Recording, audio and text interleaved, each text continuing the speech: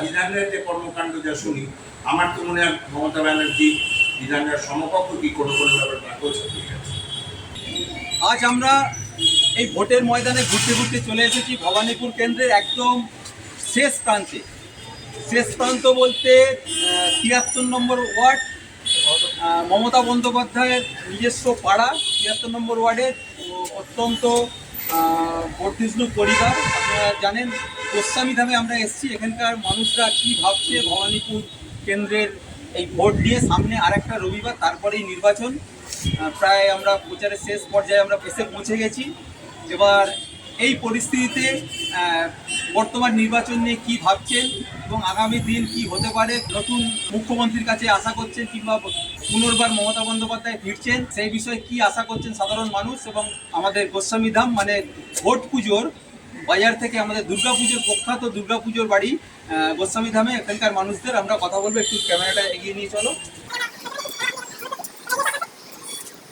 হ্যাঁ দাদা, আপনার নামটা একটু বলবেন। আমার নাম কমল কৃষ্ণ গোস্বামী। আপনারা কতদিনের বাসিন্দা এখানকার? এখানে দীর্ঘদিনের, মানে ১০০ বছরের উপর। ১০০ বছরের উপর। আচ্ছা, এই দুটো সেট আপটা ছিল না, কিন্তু বাসিন্দা আমরা ১০০ বছর। মানে প্রায় ১৯২৬ সাল থেকে, মানে অনেক ইতিহাসের এই বাড়িটা সাক্ষী। মানে স্বাধীনতা সংগ্রাম অনেক কিছু আপনারা দেখেছেন। আমরা হচ্ছে দেখিনি, দেখেন না আমার যে বয়স তাতে ধরো কংগ্রেস সরকার অনেকটা দেখেছি, মনে আছে স্মৃতিতে। বামফ্রন্ট সরকারটা পুরোটা দেখেছি, আর এখন এই ১৫ বছর এই সরকারও দেখেছি। অনেকগুলো গভর্নমেন্ট দেখেছি। অনেক দেখেছি। এতগুলো গভর্নমেন্ট যখন দেখেছি, অনেক মুখ্যমন্ত্রী এস রায় দেখেছেন, অজয় বাবুকে নিশ্চয়ই দেখেছেন, অজয় মুখার্জিকে দেখেছেন, জ্যোতিবাবু দেখেছেন, বাবু দেখেছেন, বর্তমানে মমতা বন্দ্যোপাধ্যায় দেখছেন। কি মানে কি মনে এনাদের মধ্যে কিছু মিল, কিছু বিধান রায় দেখিনি, কিন্তু বিধানের যে কর্মকাণ্ড যা শুনি, আমার তো মনে হয় মমতা ব্যানার্জি বিধানের সমকক্ষ কি কোনো ব্যাপারে তাকেও ছাপিয়ে গেছে।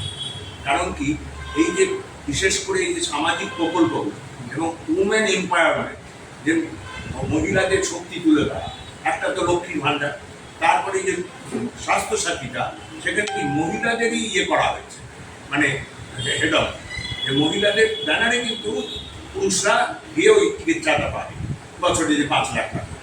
এবং আমি বর্তমানে ওইটার একজন উপভোক্তা হতে পারি। আমি আচ্ছা, আপনার নামটা?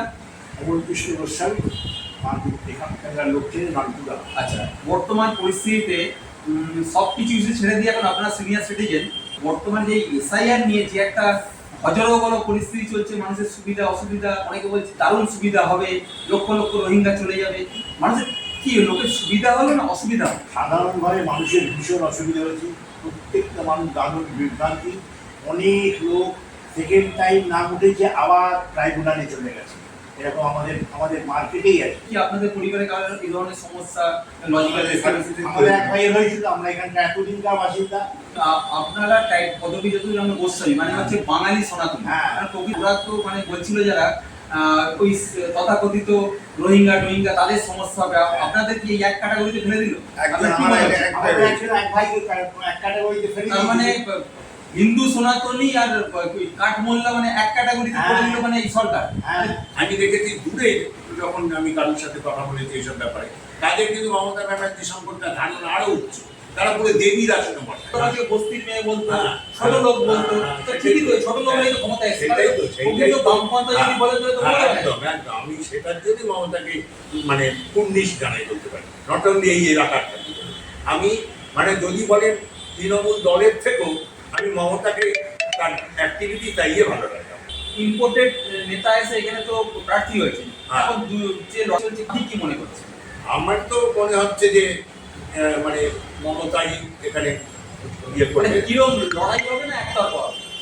আমার তো হিসেবে একতরফাই একতরফাই হবে। পুরের লোকের সাথে আমি দেখেছি তাদের মমতা সম্পর্কে ইমেজ কিন্তু একদম দেবী। আমাদের কিন্তু ওই ইমেজ, আমাদের ইমেজ মমতার ঘরে বাড়ি মানব। ভবানীপুর কেন্দ্রের ফলাফল কি মনে করছেন আপনারা? আমাদের যে আমরা প্রথম কথা, আমাদের কাজ দিদি সাংঘাতিক কাজ, সব প্রকল্প দিদি সাকসেসফুল। আমাদের ধারণা দিদি স্ট্রেট করে যাবে।